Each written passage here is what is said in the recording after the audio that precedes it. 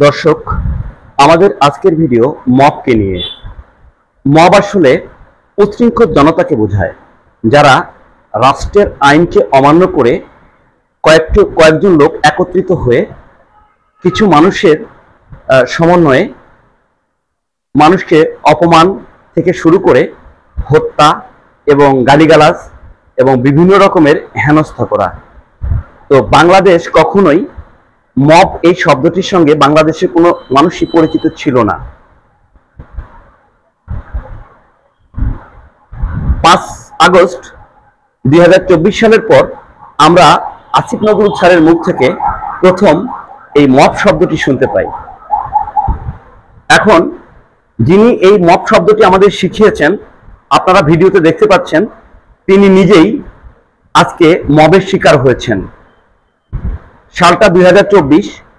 উনি যখন জেনেভা কনভেনশনে গিয়েছিলেন, তখন সুইজারল্যান্ডের কিছু বাংলাদেশি প্রবাসীরা তাকে ধরে নানা রকম প্রশ্ন এবং তার কাছ থেকে অনেকগুলো উত্তর জানতে চান। এই যে ওনাকে যে হেনস্থা করা হচ্ছে, এটা আসলে মবেরই একটা অংশ। তো মব শুরু হয়েছে ওনাদের মাধ্যমেই। তো আজকে যারা মবের জন্ম দিয়েছেন, তারা কিন্তু অলরেডি মবের দ্বারা শিকার হচ্ছেন। আমরা দেখতে পাচ্ছি আসিফ নজরুল স্যার, এটা যদিও পুরাতন ভিডিও, আসিফ নজরুল সাহেব উনি মবের শিকার হয়ে কতটা আতঙ্কিত। তো এছাড়াও বাংলাদেশের এই মবের যারা একদম পূর্ণতা দান করেছেন, তিনি হচ্ছেন আসিফ মাহমুদ, সজীব ভুঁইয়া, তিনি নাহিদ ইসলাম, সারজিজ আলম, হাসনাত আবদুল্লাহ, আক্তার এবং তাদের যে সাঙ্গপাঙ্গ, তারা কিন্তু বাংলাদেশের মব সংস্কৃতির পূর্ণতা দান করেছে। তো আপনাদের কি মনে আছে বন্ধুরা ঢাকা বিশ্ববিদ্যালয়ের তোফাজ্জলের কথা?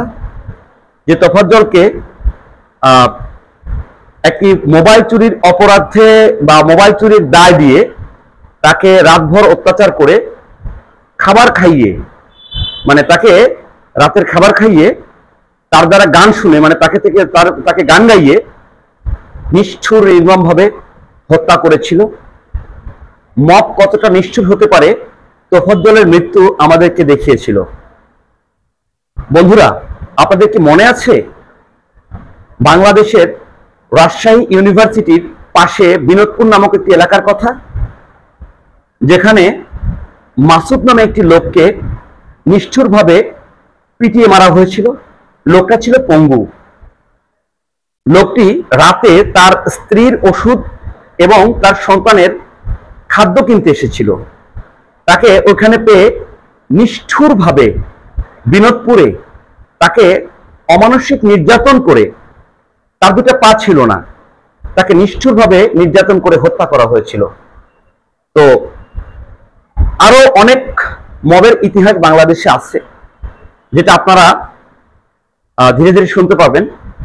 আপনারা জানেন যে জাহাঙ্গীরনগর বিশ্ববিদ্যালয়ের একটা ছেলে, যার নাম ছিল শামীম, তাকেও কিন্তু নিষ্ঠুরভাবে মব সৃষ্টি করে পিটিয়ে হত্যা করা হয়েছিল। এই সব ভিডিওগুলো ভাইরাল হয়েছে বিধায় আমরা জানতে পেরেছি। ভিডিও ভাইরাল ছাড়াও বাংলাদেশে অসংখ্য মানুষকে পিটিয়ে মারা হয়েছে। আপনারা কুষ্টিয়ার কথা যদি বলেন, কুষ্টিয়াতে মারা হয়েছে, নোয়াখালীতে মারা হয়েছে। বাংলাদেশের 64টা জেলার মধ্যে মনে হয় অধিকাংশ জেলাতেই মব সৃষ্টি করে মানুষ মারা হয়েছে। আপনারা জেনে থাকবেন তারাস রায়গঞ্জের একজন এমপি ছিলেন, member of parliament, doctor Abdul Aziz. তিনি যখন জেল থেকে জামিন পেলেন, অর্থাৎ যখন জামিন পেলেন, জেল থেকে যখন বের হলেন, তখন জেল গেটে তাকে নিয়ে একটা উৎসব সৃষ্টি করা হলো, মবের উৎসব। যে উৎসবে তাকে আবার হেনস্থা করে পুনরায় আবার থানায় সোপর্দ করা হয়। সেখান থেকে তাকে আবার জেল হাজতে প্রেরণ করা হয়েছে। তো আব্দুল আজিজের কথা কেন বললাম? উনি একজন নিঃসন্দেহে ভালো মানুষ, এবং আমার দেখা একটা ইতিহাস বলি। উনি কোনো একটা জায়গায় গিয়েছিলেন, সেখানে প্রায় রাত 12টা পর্যন্ত উনি মিটিং করেছেন।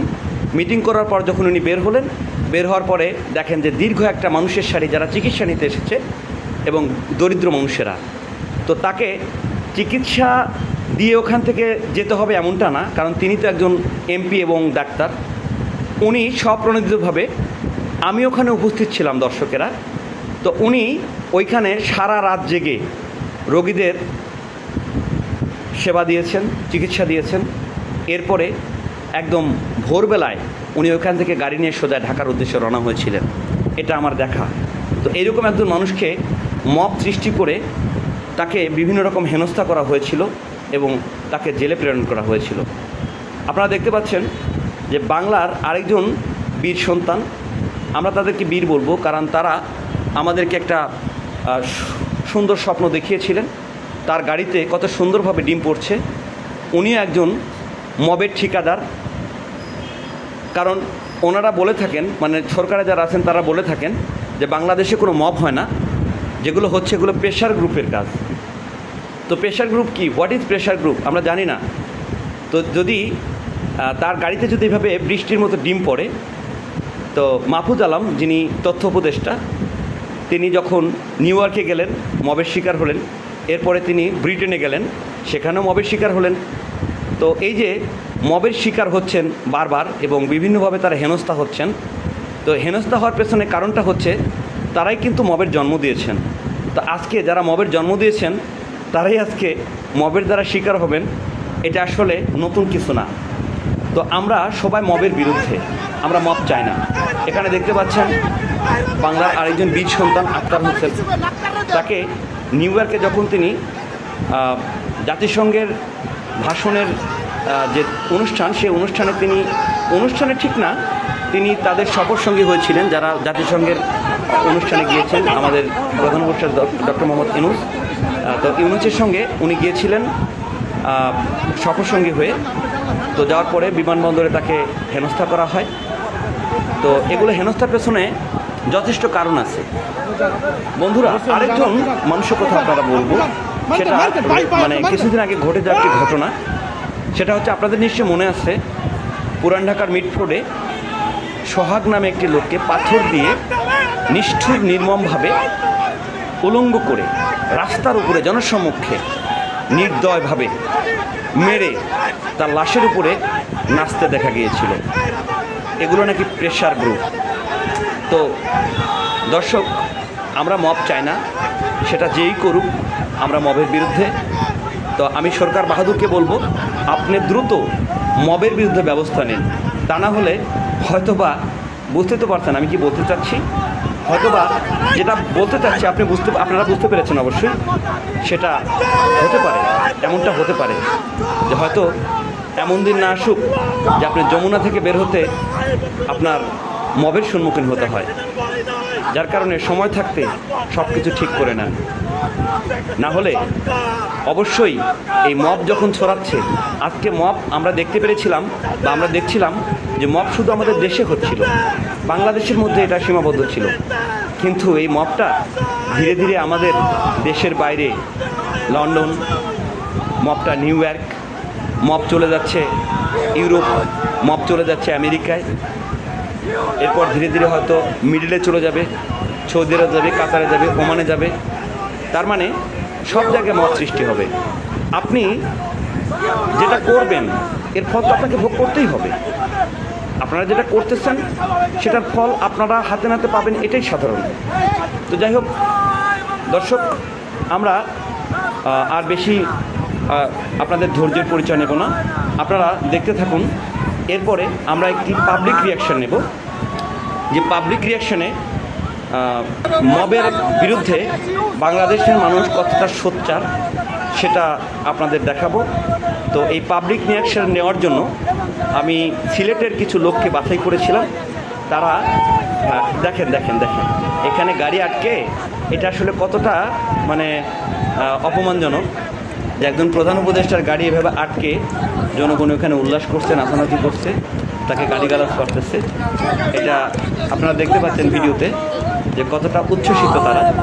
তো আপনাকে অপমান করে যদি কেউ উচ্ছ্বসিত হয় তাহলে বুঝতে হবে যে আপনার প্রয়োজনীয়তা কতটুকু।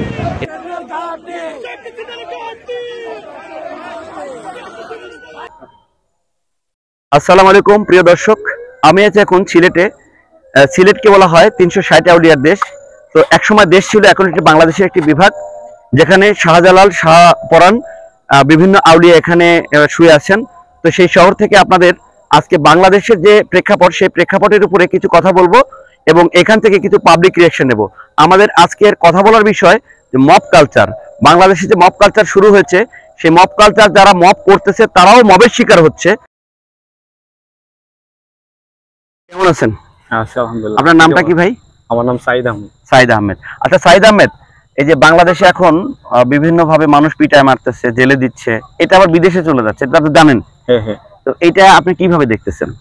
আসলে এগুলো হচ্ছে খারাপ কালচার। এগুলা আসলে বাংলাদেশে বা কোনো দেশেরই কোনো সমাজেই আসলে অ্যাকসেপ্টেবল না। তো এগুলো হচ্ছে আমরা একজন সাধারণ মানুষ হিসাবে আমরা কোনোভাবে এটা গ্রহণযোগ্য বলে মনে করি না। আমার কথা হচ্ছে যে সরকার যেই থাকুক না কেন বা এই যে খারাপ যে কালচারগুলো আছে এগুলো আমাদের দেশ এবং সমাজ থেকে উঠিয়ে নিতে সর্বোচ্চ চেষ্টা করবে, এবং আমরা সাধারণ জনগণ যতটুকু পারি আমরা সরকারকে চেষ্টা করব এই মব বা এইরকম মানুষকে বিভ্রান্তির মাঝে ফেলে রাখা এইসব যাতে সমাজ থেকে আমরা। আসসালামু আলাইকুম। ওয়ালাইকুম সালাম। কেমন আছেন? জি ভালো আছি।